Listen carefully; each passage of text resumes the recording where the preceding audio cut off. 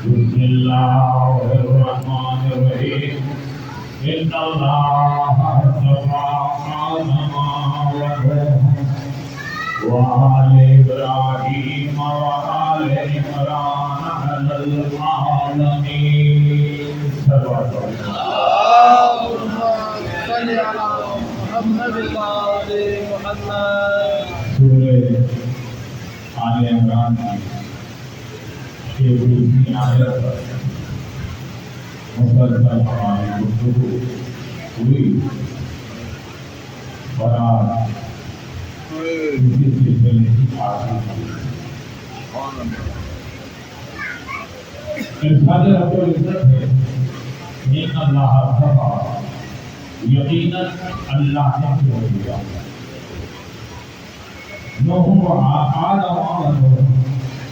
آدم کو اور نوح و آل ابراہیم اور آل ابراہیم کو و آل عمران علی العالمین اور عالمین میں آل عمران کو چنا۔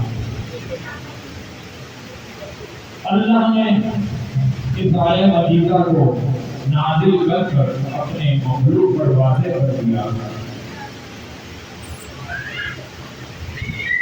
کہ رحمت جو ہے وہ چننا اللہ کا کام ہے، حکمت کرنا مخلوق کرنا، کیونکہ اللہ کے چننے میں اور ہمارے چننے میں زمین آسمان کا فرق ہے۔ ہم انسان کے ظاہر کو جانتے ہیں، باطن کو نہیں جانتے، اور خدا وہ ذات ہے جو ہر کے ظاہر کو بھی جانتا ہے، باطن کو بھی جانتا ہے۔ اس لیے اس نے رحمت کے لیے، ہدایت کرنے کے لیے یہ اختیار اپنے پاس رکھا۔ اور ان 9 دنوں میں جو ہماری گفتگو ہوئی حضرت آدم سے ہوئی، حضرت نوح پر ہوئی، اور آج ہم گفتگو کریں گے کہ یہ آل عمران کون ہے جن کو اللہ نے چنا ہے۔ وہ نسل ابراہیم کہاں سے آئی، کیسے آئی، کون ہے جسے اللہ نے اپنی مخلوق کے لیے ہدایت کے لیے چنا۔ اور آپ جانتے ہیں کہ حضرت ابراہیم علیہ السلام اولو العزم پیغمبر جن کے نام پر سورہ ابراہیم بھی ہے۔ حضرت ابراہیم کی 2 زوجہ تھی، ایک حضرت سارہ اور ایک حضرت ہاجرہ۔ حضرت سارہ سے حضرت اسحاق پیدا ہوئے اور جناب ہاجرہ سے جناب اسماعیل علیہ السلام پیدا ہوئے جو ہمارے رسول کے دادا ہیں۔ یہ دونوں زوجہ وہ ہیں جن کی وجہ سے نسل ابراہیم چلی ہے۔ حضرت ہاجرہ سے جو حضرت اسماعیل پیدا ہوئے اس سے بھی نسل چلی، یہ اولاد ہوئی۔ حضرت سارہ سے جو حضرت اسحاق پیدا ہوئے ان کی بھی اولادیں چلی۔ یہ وہ نسل ہے جو چلی ہے۔ یہ دونوں بیویاں جناب ابراہیم کے ساتھ شام میں رہا کرتی تھی۔ ایک دن جبرائیل کے ذریعے اللہ نے حکم دیا، اے ابراہیم یہ سارہ اور ہاجرہ اکٹھے نہیں رہ سکتی، ان میں سے ایک زوجہ جو تمہاری ہاجرہ ہے اسے جہاں میں کہوں اسے وہاں بھیج دو۔ اس میں خدا تھا۔ حضرت ابراہیم ٹھیک ہے،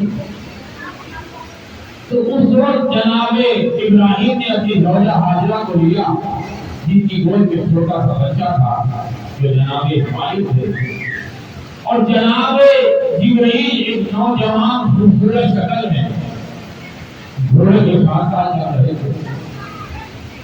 دن گزرے، راتیں گزری، صبح گزری، شام گزری، اتنے دنوں کے سفر کے بعد جناب آدم ایک ایسی ویلی وادی میں پہنچے جو چاروں طرف پہاڑوں سے گھری ہوئی، اور یہ پہاڑ سرسبز نہیں تھے، سبلا، دور دور تک کوئی گھاس یا درخت یا پتا تک نہیں، نہ اس ویلی کے اندر۔ جب یہاں پہنچے تو جبرائیل نے تھوڑی برو اور کہا کہ یہاں پر اپنی زوجہ ہاجرہ کو اور ان کے بیٹے اسماعیل کو اتار دو۔ جناب ابراہیم نے ہاجرہ سے کہا کہ تمہارا مقام آ گیا ہے جہاں پر اللہ نے تمہیں کہا کہ تمہیں یہاں پر رہنا ہے۔ جناب ہاجرہ اسماعیل کو لے کر اتری۔ اب حضرت ابراہیم نے بھی چاہا کہ وہ تھوڑے سے اترے، ابھی انہوں نے رکعت سے ایک پیر نکالا تھا کہ جبرائیل نے کہا کہ اللہ کا حکم ہے کہ اپنے پیر رکعتوں سے مت نکالنا۔ حکم خدا تھا، انہوں نے واپس تھوڑے کر بیٹھ کے سمجھ لیا، کہا میں تمہیں یہی چھوڑ کر جا رہا ہوں، تمہارا حافظ جو ہے وہ اللہ ہے۔ اور ایک پانی کی مشک جناب ہاجرہ کو دیکھی اور جناب ابراہیم جبرائیل کے ساتھ واپس چلے گئے۔ اب جناب ہاجرہ نے جو تبتی ہوئی دوپہر کے ٹائم پہ پہنچے تھے، گرمی تھی، جناب اسماعیل کو زمین پہ لٹایا ہوا تھا کہ انہوں نے دیکھا کہ جناب اسماعیل پیاس سے تڑپ رہے ہیں، اپنی زبان ہونٹوں پر پھیر رہے ہیں۔ تو وہ مشک کی طرف بڑھی کہ اسماعیل کو پانی پلاؤں، تو کیا دیکھتے ہیں کہ مشک کے اوپر ایک کالا بڑا سا بچھو بیٹھا ہے جو ڈنگ مارتا ہے تو مشک میں سوراخ ہو جاتا ہے، اور اس نے اتنے ڈنگ مارے کہ پانی بھی زہریلا ہو گیا اور مر گیا۔ اب جناب ہاجرہ پریشان کہ بچہ میرا پیاس سے تڑپ رہا ہے، چھوٹا تھا، اسے کیسے پانی پلاؤں؟ تو جناب ہاجرہ محبت اولاد میں بھاگی، سامنے ایک چھوٹی پہاڑی تھی کہ شاید وہاں پانی مل جائے۔ جب اس پہاڑی پہ چڑھ کر دیکھا تو کہیں پانی نظر نہ آیا۔ اس کے سامنے ایک اور پہاڑی تھی، یہ دوڑتی اس پہاڑی پر بھی گئی لیکن پانی نہ ملا۔ اب قرآن کہتا ہے کہ یہ پہاڑی کا نام صفا تھا، ایک کا نام مروہ تھا، اور جناب ہاجرہ صفا اور مروہ کے درمیان انہوں نے 7 چکر لگائے پانی کی تلاش میں۔ کس کے لیے؟ جو بچہ نبی ہے، نبی اللہ ہے، اس بچے کی محبت کے لیے۔ اللہ اتنا خوش ہوا ہاجرہ کی اس محبت پہ کہ میرے نبی سے اتنی محبت کہ دوڑتی رہی ہے پانی کی تلاش میں، تو اللہ نے اس بھاگنے کے جو ہاجرہ دوڑی اسے صحیح قرار دے دیا۔ جو حج کے اندر صفا و مروہ کے درمیان دوڑا جاتا ہے وہ واجب قرار دے دیا۔ اب اگر کوئی حج پر جائے اور صفا اور مروہ کے درمیان نہ دوڑے تو اس کا حج ہی مقبول نہیں ہے۔ ایک ماں اپنے پیاسے بچے کی خاطر پانی کے لیے دوڑی تھی، تو اللہ جب نبی کی محبت میں جو پیاسا ہے اگر دوڑتا ہے تو اسے حج کا کام بنا دیتا ہے۔ تو وہ مائیں جو ساری رات اپنے بچوں کی پیاس کے لیے دوڑتی ہے، ان کی محبت میں مدد کرنا کتنا عظیم مرتبہ ہوگا۔ تو جناب ہاجرہ نے جب آئی ہے واپس تو دیکھا جناب اسماعیل جو ہے وہ تڑپ رہے ہیں۔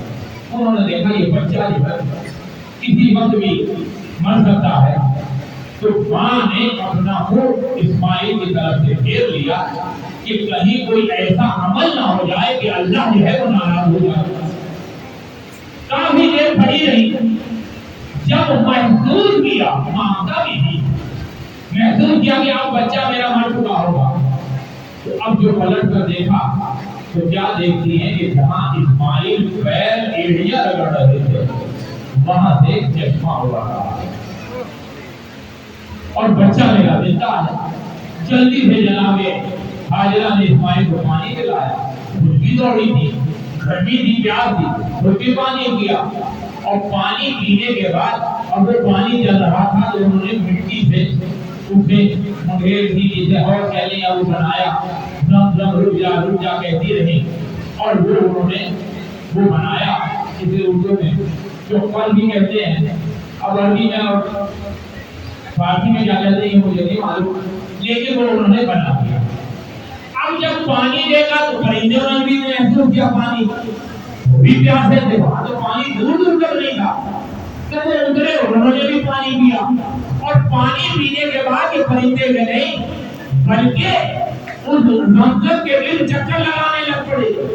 تو قریبی جنگل میں ایک قبیلہ تھا جو پیاس سے تڑپ رہا تھا، اس کے سردار جو بنی بنو حضم کہلاتے تھے، انہوں نے دیکھا سردار نے کہ پرندے جو ہے وہ چکر لگا رہے، سمجھ گئے یہاں کہیں پانی ہے، وہ آئے، انہوں نے کہا چلو اب وہ قافلہ چلا، جو آئے تو دیکھا کہ ایک خاتون بیٹھی ہے، نوجوان بیٹھی ہے، ان کی گود میں بچہ ہے اور سامنے پانی ہے، تو پانی پیاسے تھے، پانی کو ڈھونڈ کے سکتے تھے، لیکن بااخلاق سے سمجھدار تھے، انہوں نے آئے بڑھا کر جناب حاجرہ سے کہا کہ ہم پیاسے ہیں، کیا ہمیں اجازت دیتی ہو کہ ہم اس میں سے پانی پی لیں؟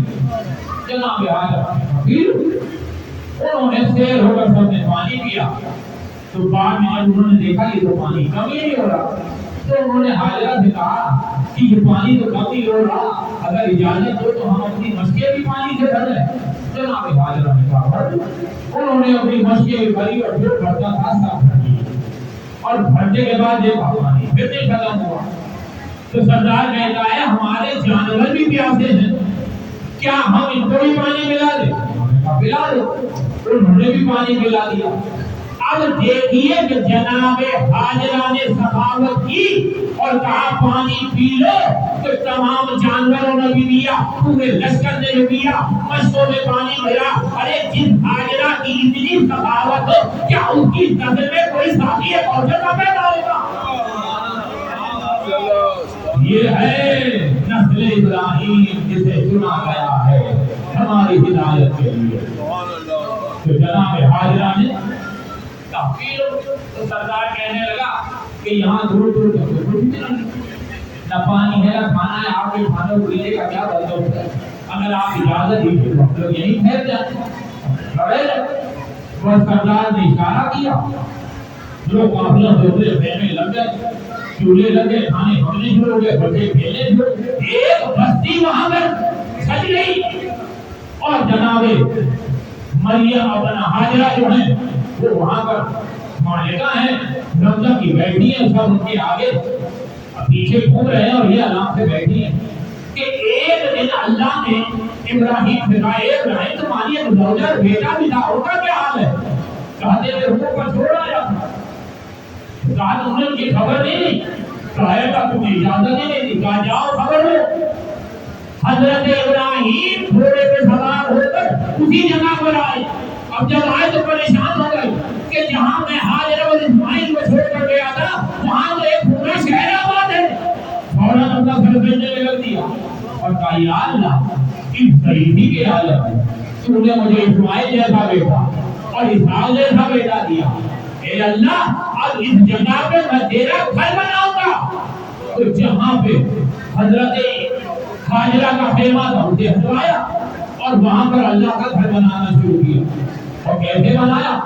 سامنے زمزم بھی ہے، اس کے قریب انہوں نے جناب حاجرہ کا خیمہ بھی لگا دیا، جبرائیل گارا بنا کر لا رہے ہیں، اسماعیل جوان ہو چکے تھے، وہ پتھر اٹھا کر دے رہے ہیں، اور جناب ابراہیم خانے کعبہ کی تعمیر کر رہے ہیں اور ساتھ ساتھ دعائیں مانگ رہے ہیں۔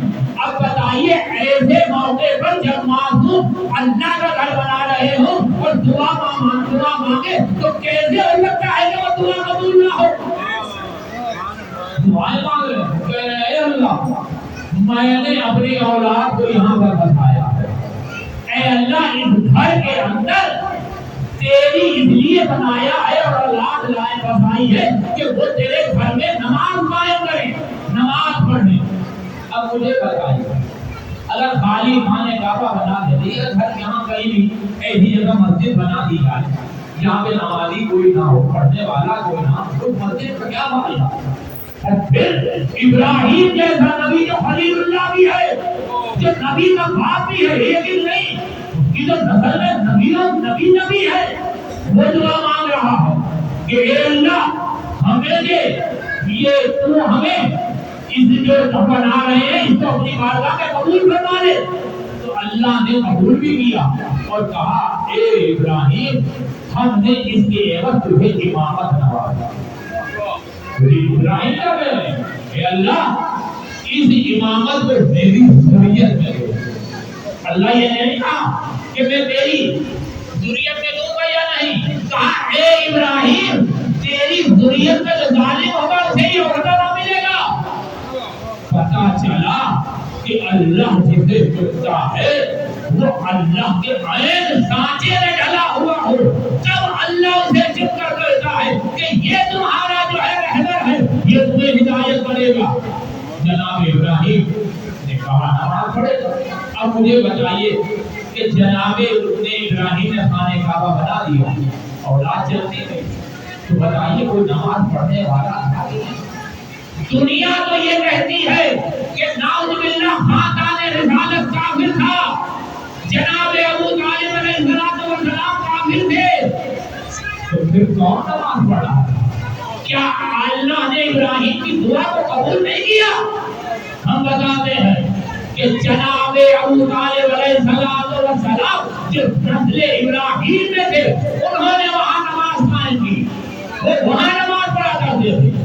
کون سی نماز؟ نماز تو مختلف ہے. پھر فجر کی 2 رکعت ہے, ظہر کی 4 رکعت ہے, عصر کی 4 ہے, مغرب کی 3 ہے, عشاء کی 4 ہے, جمعے کی نماز اور ہے, عیدین کی نماز اور ہے. اس کے بعد جو نماز آیات زلزلے اور دھیان گہرے میں پڑھی جاتی ہے وہ اور ہے. کوئی مر جائے تو اس کی میت میں جو نماز جنازہ پڑھی جاتی ہے وہ کون سی؟ مجھے اس سے نہیں غرض کہ کون سی نماز پڑھتے تھے, لیکن خانہ کعبہ میں اگر کوئی نماز پڑھتا تھا تو وہ عبد المطلب کا بیٹا ابو طالب تھا جو نماز پڑھا. یہ ہے خاندان ابراہیم, جو نسل ابراہیم میں ابو طالب ہے, اور دنیا کہتی ہے کہ یہ کافر تھے. اور خدا کے تو عقل کرو کہ تم کس کو کافر کہہ رہے ہو. دیکھیے کوئی دوست تو ہمارا ہندو ان سے بہت تعلقات, ایک دوسرے کے بہت قریب ہو, ایک دوسرے کا بہت خیال پیسوں سے کھانے لیے ہر چیز ہو. ایک دن وہ ہندو بیمار ہو گیا.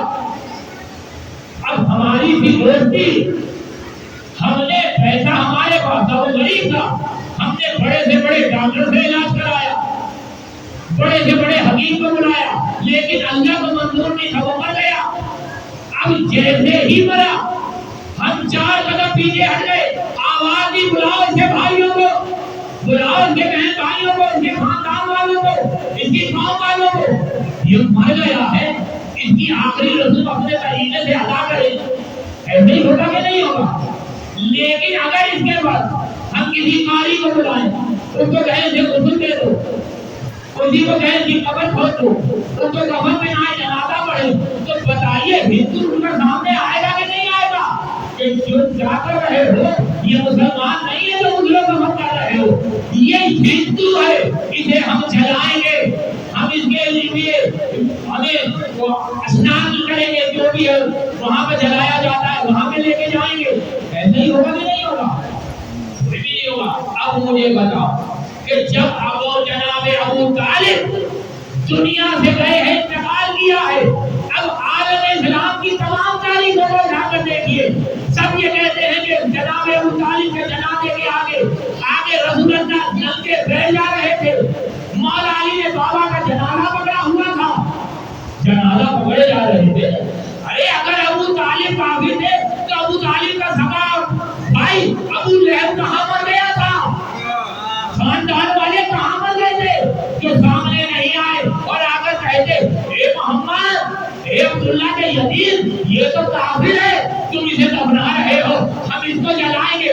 لیکن ابو لہب اور خاندان ابو طالب کا نہ آنا سامنے اس بات کی دلیل ہے کہ ابو طالب مسلمان نہیں بلکہ وہ مومن تھے کہ جس کی گود میں نبوت بھی پلی اور امامت بھی.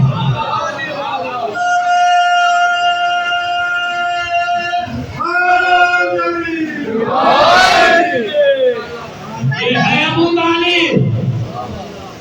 ابو طالب سے دشمنی اس وجہ سے نہیں ہے کہ یہ عبد المطلب کا باپ ہے یا خانہ کعبہ کی چابی اس لیے اس کے پاس ہے, یہ دشمنی نہیں تھی.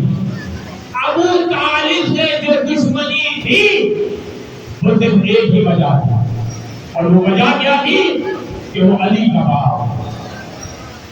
جتنی دشمنی تمام چیزیں مانتے ہیں کہ ابو طالب وہ ہے کہ جس کے عمل کو خدا نے اپنا عمل کرا دیا ہے. الگ یقین کا یقین رہا ہوا, اے رسول تو یقین کا ہم نے تیری پرورش کی, تو کس نے پرورش کی؟ تمام دنیا کی کتابیں اٹھا کر دیکھو, سارے یہی کہتے ہیں کہ اللہ نہیں اترا تھا زمین پر, بلکہ ابو طالب نے جناب محمد مصطفیٰ کی پرورش کی تھی. ان کی پرورش ایسی پسند آئی کہ اللہ نے کہا اے ابو طالب وہ پرورش تم نے نہیں, مجھے اللہ نے دی ہے. یہ ہے ابو طالب جس سے دشمنی سے اس لیے نکالی ہے کہ یہ علی کا باپ, اور خالی ابو طالب سے نہیں نکالی, علی کی اولاد سے بھی نکالی. آج جب ہم اس مجلس میں ماتم کرنے کے لیے بیٹھے ہیں, وہ اسی علی کے پوتے علی کے ماتم ہے. اجرکم اللہ, اجرکم اللہ. آپ کی آنکھوں سے آنسو جاری ہوئے, جب آواز بلند ہو تو اللہ فرشتوں کو کہتا ہے کہ ان عزاداران حسین پر رحمتیں اور برکتیں نازل کرو. آج ہم علی کے پوتے علی کا ماتم کرنے کے لیے جمع ہوئے. جب حسین کربلا میں بالکل تنہا ہے تو حسین آخری رخصت کے لیے زینب سے کہا اے بہن مجھے میرے بیٹے سید سجاد کے پاس لے کے چلو. زینب نے حسین کو ساتھ لیا, سید سجاد کے پڑے میں دیکھا وزن سے اپنے میں پڑے, بازو کو ہلایا, بیٹا رکے تمہارے دامن میں ملنے آئے ہیں. سید سجاد نے خوشی سے آنکھیں کھولی, سامنے حسین کو دیکھا لیکن بابا کو پہچان نہ کر. کہا ہے بھوٹی اماں یہ کون ہے؟ یہ کسی اے بیٹا یہ تمہارے بابا حسین ہے. اور یہ نہیں کہا ارے سید سجاد نے کبھی حسین کے دائیں طرف دیکھا, کبھی بائیں طرف دیکھا. کہا بیٹا کیا دیکھ رہے ہو؟ کہا بھوٹی اماں جب بھی بابا میرے پاس آتے تھے دائیں طرف میرا چچا عباس ہوتا تھا, بائیں طرف میرا بھیا علی اکبر ہوتا تھا, اور پھر حسین کی طرف دیکھ کر کہا بابا میرا بیٹا عباس کہاں ہے؟ میرا بیٹا عباس کل میرے عباس مارے گئے. ارے جناب سجاد نے پکڑا کے پوچھا اے بابا میرا بھیا علی اکبر, کہا بیٹا وہ نہیں مارا گیا. اب سجاد کو پوچھنا چاہتے تھے کہ ایک دفعہ حسین نے خود ہی کہا اے بیٹا کہاں تک پوچھو گے, اور اتنا سمجھ لو کہ مردوں نے میرے اور تمہارے علاوہ میں بھی آپ ہی رخصت کو ہی آیا ہوں. اور یہ سننا تھا کہ سید سجاد نے بھوپی کی طرف دیکھا اور کہا بھوپی اماں میرا آثار تلوار لائیے, میں بابا کی منزل کروں گا. حسین نے کہا بیٹا بیٹھے رہو, ارے یہ جہاد اکبر ہے, تمہارا جہاد اکبر ہے. ارے ماں بہنوں کو تجھے تھا ہاتھ بندھے گردن بندھے, تم کو یہاں کے بعد ہارو اور تلواروں میں لے جایا جائے گا. ارے درد اور زمین کربلا میں آواز گونجی, اللہ مدل الحسین میں کربلا جبریل نے کہا ارے حسین ہو گئے, حسین مارے گئے. دیکھو قرآن لگ گئی, سر میں چادر اٹھ گئی, یہ شیخر ہاتھوں میں زنجیریں لے کر آیا ہے. سید سجاد کے آگے ہٹ گئی, ہاتھوں میں آگے دیا. ملعون نے سید سجاد کو دریا میں ڈالی, پھر بیڑیاں دیں گی. ارے سجاد نے اپنے پیر آگے کیے, ارے اس نے بیڑیاں پہنا دی اور ایک مضبوط ارے لے کر آیا. سید سجاد نے گھر آگے کیا, ارے کلاس میں پہنا دی گئی. اب اس قافلے کو لے کر کوفے کی طرف جانے لگا کہ بعد میں ملعون نے اس قافلے کو پکڑ کر گزارا.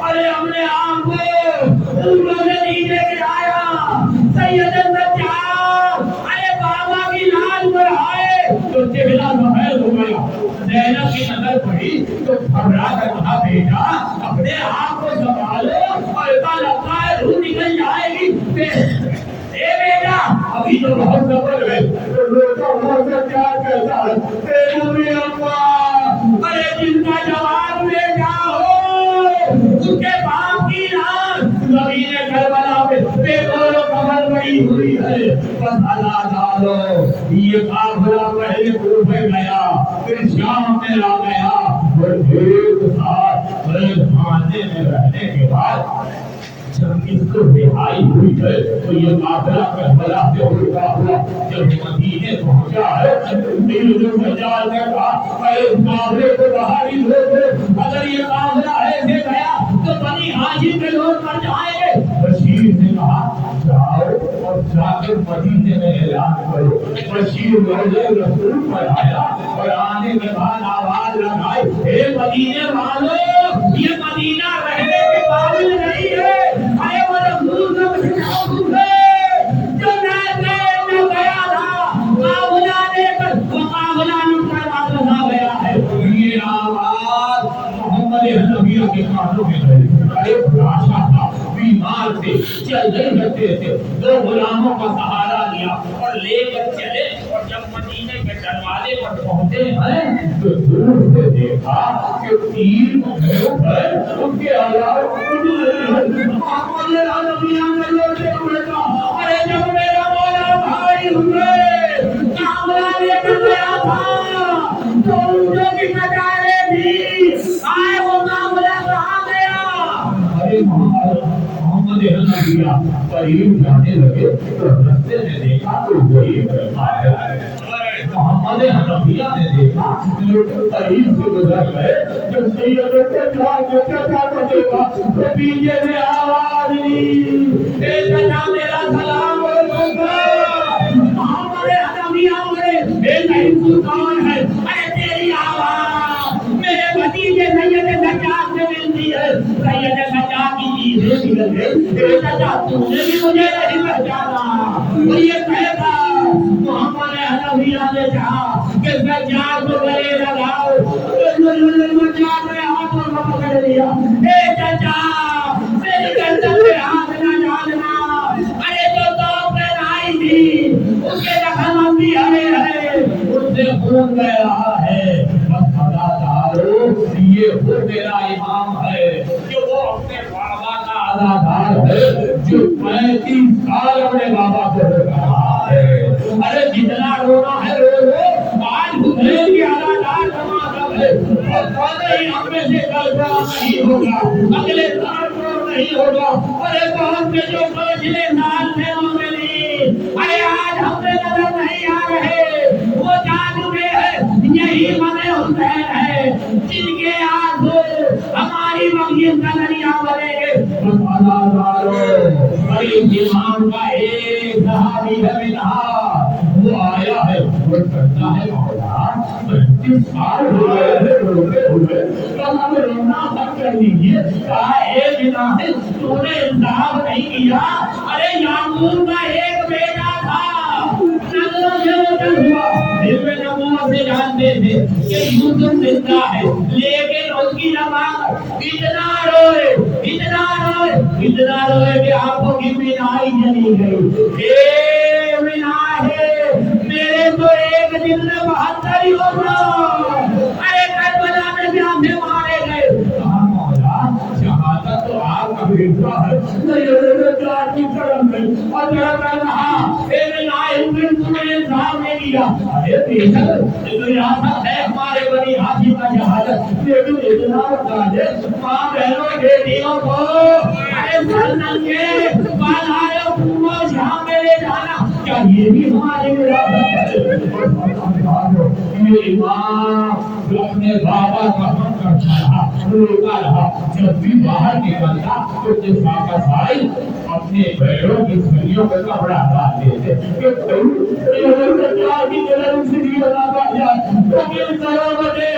کربلا کے سریار آ جاتے تھے ایک لگا ایک سائل ایک گلشن کو استعمال کر رہا تھا، اس نے نہیں دیکھا کہ سید سجاد آ رہے ہیں، ان کے دعا کر جلدی سے سید سجاد آئے، ان کے کندھے میں ہاتھ رکھا، کہا بھائی اتنا بتا دے کہ تمہیں نگاہ کرنے سے پہلے رسول کے پانی ملوایا تھا کہ نہیں؟ ارے وہ بڑا ہاتھوں میں جوڑ کر کہتا مولا آپ کے نانا کی شریعت سے ہو، جانتا ہوں جب تک جانور کو پانی نہ ملا یہ بات نہیں کیا جا سکتا۔ ارے یہ سننا تھا کہ ایک دفعہ سید سجاد کربلا کی طرف ہو گیا، یہاں جانوروں کو دفاع کرنے لگے، پانی ملایا جاتا ہے، لیکن بابا آپ کو 3 دن کا جانور نہیں کر دیا گیا۔ اور پتا ڈالو اس امام کو ولید ابن حجر نے زہر دے دیا، ایسا زہر تھا جس سے میرا مولا کرم رہا ہے، کبھی دائیں کروڑ دیتا ہے، کبھی بائیں کروڑ دیتا ہے۔ ایک لمحہ نے بھیج محمد باقر کو آواز دی، اے بیٹا ارے جلدی سے آ، مجھے بستر میں اٹھا کے قریب میں لٹا دے۔ جب آقا طرف سے بیٹھے بابا آپ کے زخموں میں ابھی بھی خون جاری ہے۔ حضرت نے کہا اے باقر تجھے کربلا کی آج نہیں ہے، ارے 30 دنوں میں میرے بابا کا لاج آ بے گھروں کا من 3 دن کا رہا ہے۔ وفادارو اس کے بعد سید سجاد نے کہا اے بیٹا جلدی سے شام چلا جا، کہا بابا اس حالت میں آپ کو چھوڑ کر کیوں جا؟ کاش بابا میری دادی مرزا بستر من پر پڑی ہوئی ہے، مجھے آوازیں دے رہی ہے، اے بیٹا سجاد آؤ، ارے زندہ مرنے والی ہے، تم نے کہا تھا مجھے قدم کروں گا، جنازہ بڑھاؤں گا، بیٹا جلدی جاؤ۔ تمہیں امام تھا محمد باقر شام پہنچے جال سے جب پہنچے ہیں تو کیا دیکھتے ہیں کہ فرشتہ آوازیں دے رہی ہے، اے میرا جانتا اتنا گھڑائی ہے، تم نے وعدہ کیا تھا میرا جنازہ بڑھاؤ، مجھے مجھے رحمت دو گے۔ تو پیچھے جب آگے ایسا شادی میں آ گیا، پوچھا تم کون ہو؟ کہا میں محمد باقر۔ کہا اے باقر تو کیوں آیا ہے؟ ارے میرا بیٹا سجاد رہا ہے، سجاد باقر نے دعویٰ کرتا ہے اے دادی ارے میرے بابا کو رہن دے دیا گیا ہے، اے دادی ارے میرا بابا چلو کا مہمان ہے، جس کا حضور کفن کیا، جنازہ پڑھا کر جب محمد باقر آئے ہیں واپس تو میرے سجاد دنیا میں نہ تھے، ارے سجاد باقر کی چیزیں نکل گئے، اے بابا ارے باقر کا بھی انتظار نہ کیا، حضور کفن کی باری آئی، مسلم دے رہے تھے کہ ایک دفعہ محمد باقر چیزیں مار مار کر اٹھا کر دیا، بعد میں لوگوں نے پوچھا مولا آپ تو صابر ہے، اتنا چیزیں مار کر لو رہے، کائے پوچھنے والے، جب بابا کو غسل دینے کے لیے میں نے لباس اتارا، ارے میرے بابا کے جسم میں کچھ نہیں تھا، ارے ہڈیاں تھی اور تالوں سے اب بھی خون جاری تھا۔ محمد باقر نے جنازہ پڑھایا، جنت البقیع میں لے جا کر دفن کر دیا، ارے آپ کے سامنے آپ کی ماں بہنوں کی چادریں اتری، ارے آپ بچوں کو جام میں ملایا، لیکن مولا اتنے ظلم کے بعد آپ کا جنازہ بڑھایا گیا، آپ کو دفن کیا گیا، اے مولا ذرا کربلا میں آئیے، آپ کے بابا کا جنازہ ارے میں دوروں کا مقبرہ ہے، کوئی نہیں جو رسول کے بیٹے حسین کا جنازہ پڑھائے حسین کرے ماتم سجاد۔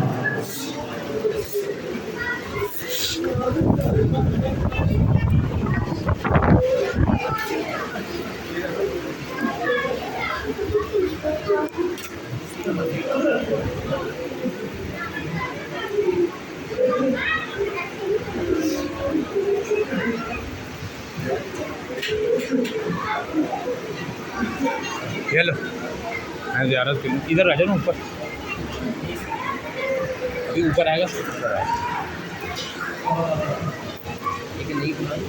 نہیں نہیں سیدھے کر دو تھوڑی سی، 1 منٹ۔